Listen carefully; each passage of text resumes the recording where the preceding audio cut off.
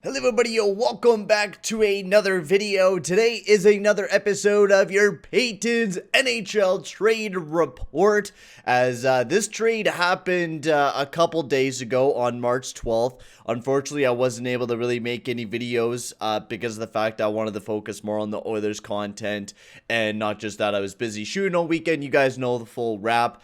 Today we're going to be talking about the Mikko Lehtonen being sent to the Columbus Blue Jackets for Venny Vehviläinen, I think his name is, as he's being sent to the Toronto Maple Leafs, a nice goalie prospect in return for a nice offensive defenseman in Mikko Lehtonen. This was definitely a weird trade to me. Of course, Vehviläinen hasn't really, proved that he could be maybe a future starting goalie.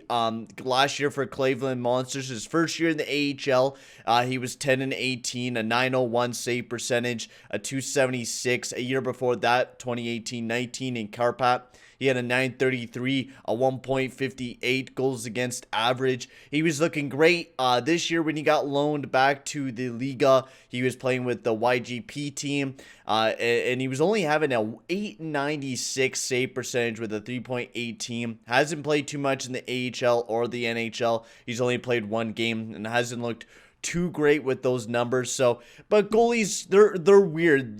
They're really weird, to say the least, with how goalies are. Like, you could say that this goalie is gonna be a future guy like a Justin Pogge, and then him just never really play any NHL games. Or you could have a guy like Vehviläinen who kind of struggles in the AHL, and then sooner or later he just jumps up once he jumps into the NHL. So maybe that's his case. Maybe he needs a new scenario. I mean, the Columbus Blue Jackets have tons and tons of goalie prospects going for themselves right now with Tarasov, who they are putting a lot of money on. So I think they definitely wanted to move past Vehviläinen and get a really nice offensive defenseman in Mikko Lehtonen, who was playing on the power play, I'm pretty sure, for the Toronto Maple Leafs when he was playing.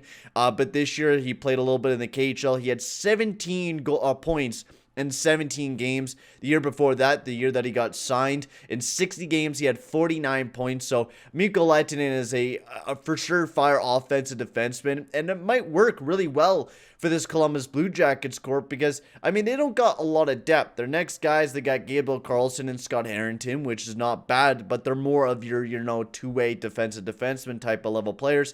Mikko Lehtonen will bring that offensive defenseman level of a game for them. And not just that, I mean, you got Michael Del Zotto there, so if you don't want Michael Del Zotto playing there anymore, you could put in Mikko Lehtonen, and it just makes your squad even deeper. I mean, Columbus is having their own problems this year. They definitely don't look the greatest, so I don't think Mikko Lehtonen will change up the scenario of the squad.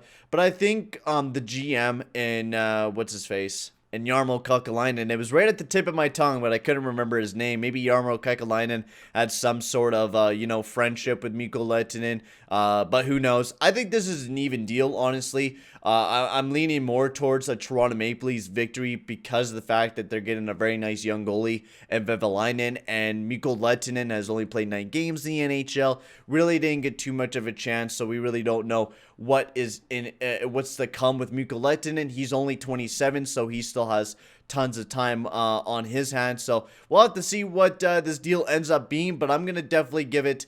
I would almost give this one a tie, to be completely honest with you. I thought both teams, they get a lot out of this deal. Columbus gets a really nice defenseman in Mikko Lehtonen, who will bring that offensive side to the Blue Jackets back end.